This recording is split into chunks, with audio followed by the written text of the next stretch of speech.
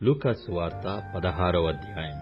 మరియు ఆయన తన శిష్యులతో ఇట్లనెను, ఒక ధనవంతుని యొద్ద ఒక గృహ నిర్వాహకుడుండెను. వాడతని ఆస్తిని పాడు చేయుచున్నాడని అతని యొద్ద వాని మీద నేరము మోపబడగా, అతడు వాని పిలిపించి, నిన్ను గూర్చి నేను వినుచున్న ఈ మాట ఏమిటి? నీ గృహ నిర్వాహకత్వపు లెక్క అప్పగించుము. నీవు ఇక మీదట గృహ నిర్వాహకుడవై ఉండ వల్ల కాదని వానితో చెప్పాను. ఆ గృహ నిర్వాహకుడు తనలో తాను, నా యజమానుడు ఈ గృహ నిర్వాహకత్వ పని నుండి నన్ను తీసివేయును గనుక నేను ఏమి చేతును? త్రవ్వలేను, భిక్షమెత్త సిగ్గుపడుచున్నాను. నన్ను ఈ గృహ నిర్వాహకత్వం పని నుండి తొలగించినప్పుడు వారు నన్ను తన ఇండ్లలోనికి చేర్చుకొనున్నట్లు ఏమి చేయవలెనో నాకు చేయున. నన్ను గృహ నిర్వాహకత్వము పని నుండి తొలగించినప్పుడు వారు నన్ను తమ ఇండ్లలోనికి చేర్చుకొనున్నట్లు ఏమి చేయవలెనో నాకు తెలియననుకొని తన యజమానుని రుణస్థులలో ఒక్కొక్కని పిలిపించి, నీవు నా యజమానునికి ఎంత అచ్చియున్నావని మొదటివాణ్ణి అడిగెను. వాడు 100 మణుగుల నూనె అని చెప్పగా, నీవు నీ చీటీ తీసి కొని త్వరగా కూర్చుండి 70 మణుగులని వ్రాసి కొమ్మని వానితో చెప్పాను. తరువాత వాడు నీవు ఎంత అచ్చియున్నావని మరి ఒకరిని అడగగా, వాడు 100 తూములు గోధుమలని చెప్పినప్పుడు వానితో నీవు నీ చీటీ తీసుకొని 80 తూములని వ్రాసి కొమ్మని చెప్పాను. అన్యాయస్థుడైన ఆ గృహ నిర్వాహకుడు యుక్తిగా నడుచుకొనెనని వాని యజమానుడు వాని మెచ్చుకొనెను. వెలుగు సంబంధుల కంటే ఈ లోక సంబంధులు తమ తరమును బట్టి చూడగా యుక్తిపరులై ఉన్నారు. అన్యాయపు సిరి వలన మీకు స్నేహితులను సంపాదించుకొనుడి. ఎందుకనగా ఆ సిరి మిమ్మును వదిలిపోవునప్పుడు వారు నిత్యమైన నివాసములలో మిమ్మును చేర్చుకొందురని మీతో చెప్పుచున్నాను. మిక్కిలి కొంచెములో నమ్మకముగా ఉండువాడు ఎక్కువలోనూ నమ్మకముగా ఉండును. మిక్కిలి కొంచెములో అన్యాయముగా ఉండువాడు ఎక్కువలోనూ అన్యాయముగా ఉండును. కాబట్టి మీరు అన్యాయపు సిరి విషయములో నమ్మకముగా ఉండని ఎడల సత్యమైన ధనమును ఎవరు మీ వశము చేయును? మీరు పరుల సొమ్ము విషయములో నమ్మకముగా ఉండని ఎడల మీ సొంతమైనది మీకు ఎవడిచ్చును? ఏ సేవకుడును 2 యజమానులను సేవింపలేడు.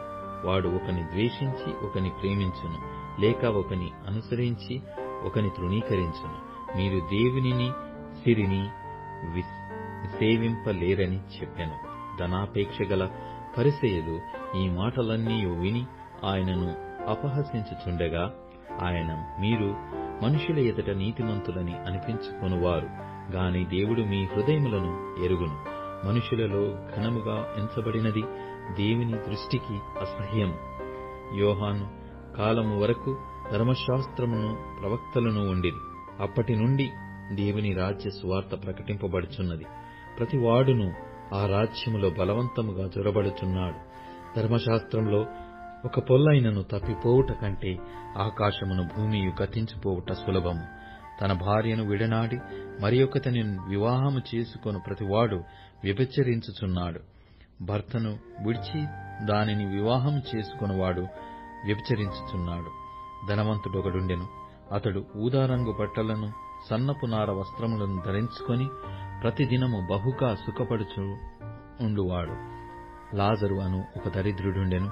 వాడు కురుపులతో నిండినవాడై ధనవంతుని ఇంటి వాకిట పడియుండి అతని బల్ల మీద నుండి పడు రొట్టె ముక్కలతో ఆకలి తీర్చుకొనగోరెను. అంతేకాదు, కుక్కలు వచ్చి వాని కురుపులను నాకెను.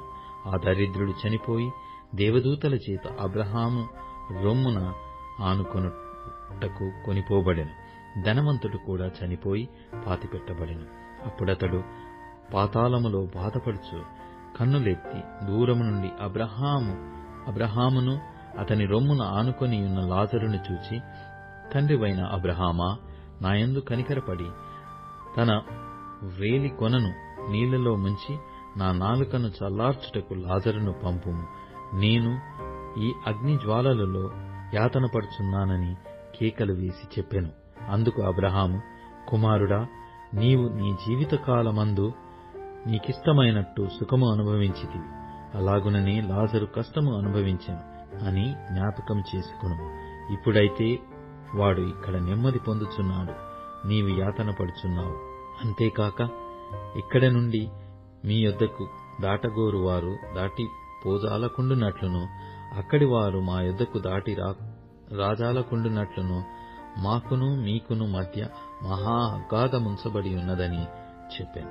అప్పుడతడు, తండ్రి, అలాగైతే నాకైదుగురు సహోదరులున్నారు, వారును ఈ వేదనకరమైన స్థలమునకు రాకుండా వారికి సాక్ష్యమిచ్చుటకై నా తండ్రి ఇంటికి వాని పంపవలెనని నిన్ను వేడుకొనుచున్నానెను.